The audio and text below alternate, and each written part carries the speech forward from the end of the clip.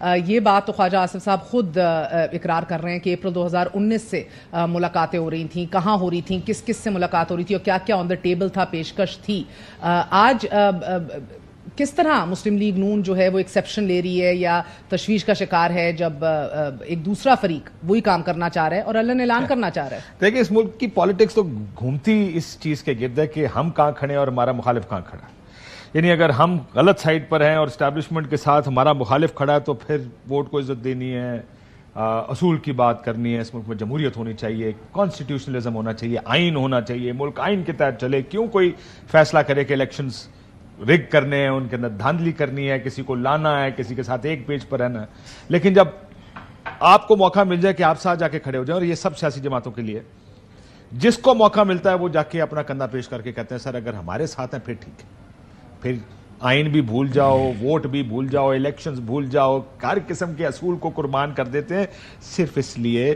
اس ملک کی لڑائی آئین، اصول، قانون، اخلاقیات کی نہیں ہے. اس ملک کی لڑائی پاور کی لڑائی ہے جو پولیٹیشین لڑتے ہیں کہ میں پاور میں کیسے آؤں، اور اس کے لیے ہر وہ راستہ وہ لینے کو تیار ہیں جو راستہ ان کو کسی طرح کرسی کی طرف لے جائے، جس میں وہ بوٹ بھی پالش کرنے پڑے تو کسی کو اعتراض نہیں ہے.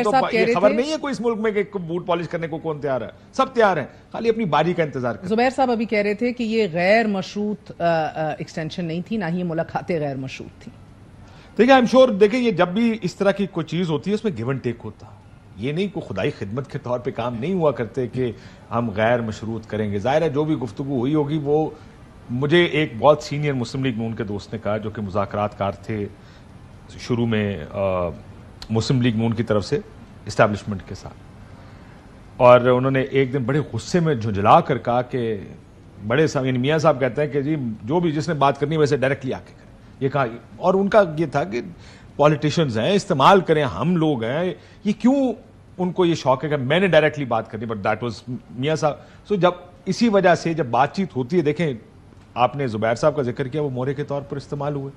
زبیر صاحب کو کے ساتھ کیا کچھ نہیں ہوا، بات چیت ہوئی، ان کے خلاف ایک پریس ریلیز آیا، ویڈیو آئی، سب کچھ ہوا، اور جب وقت پورا ہوا تو وہ زبیر صاحب فارغ ہو گئے، ان کو اٹھا کے پارٹی سے اس طرح باہر پھینک دیا گیا، جس سے اب وہ کتنے بیٹر ہیں آپ دیکھ سکتے ہیں. یہی پالیٹکس ہے، it is very cut throat politics ہے، یہ منیب مفاد کی سیاست ہے جو سب کرتے ہیں. میں ڈکٹیشن نہیں لوں گا اوور مائی ڈیڈ باڈی. آپ کو انٹرویو دیتے ہوئے مریم صاحبہ نے کہا یہ بڑا آسان طریقہ ہے بوٹ پالش کرنا اور ہاتھ جوڑنا، اور اس کے بعد ہم نے دیکھا ایک طویل ترین پراسرار قسم کی خاموشی بھی رہی جب معاملات طے ہونے تھے، بیلیں ملنی تھیں، سب کچھ سیدھا ہونا تھا. ایک اگر پاور ٹاکس ٹو پاور کا سبق عمران خان صاحب نے سیکھ لیا ہے اور کمر سے باندھ لیا ہے، کس کے باندھ لیا ہے، تو یہ دوسرا والا سبق بھی کیوں نہیں سیکھتے، تھوڑی دیر خاموشی اختیار کر لی جائے؟ دیکھیے وہ کہا جاتا ہے نا کہ what is right is often forgotten by what is convenient. تو پاور پالیٹکس میں تو کنوینئنس دیکھی جاتی ہے.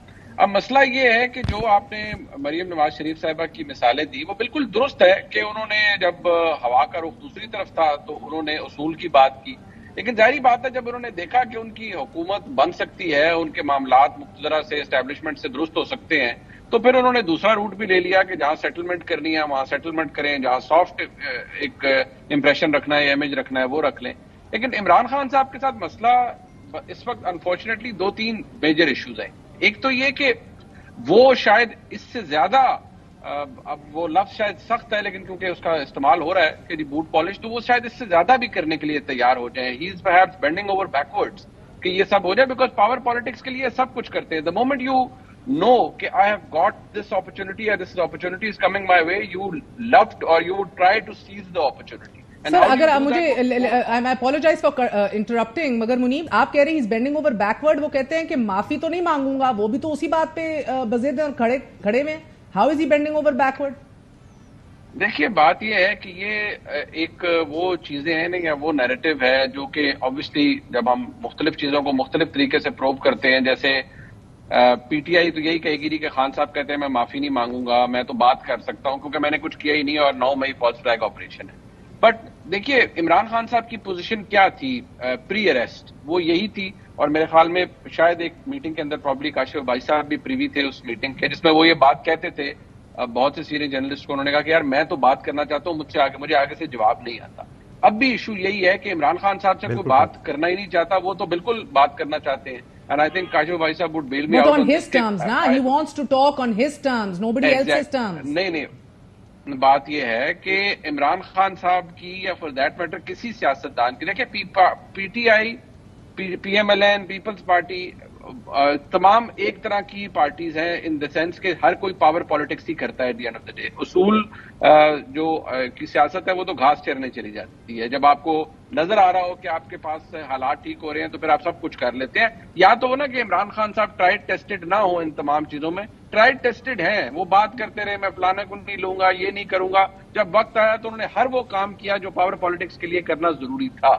दूसरी बात यह है कि अब जो सूरत हाल इस वक्त है, ये एक इंप्रेशन तो जरूर क्रिएट किया जा रहा है कि वो अपने टर्म्स के ऊपर बात करना चाहते हैं, वो अपनी टर्म्स पे नेगोशिएट करना चाहते हैं। टर्म एक ही है जी, टर्म जिनके पास इस वक्त ताकत है, टर्म्स उन्हीं की मानी जाती हैं हमारे मुल्क के अंदर।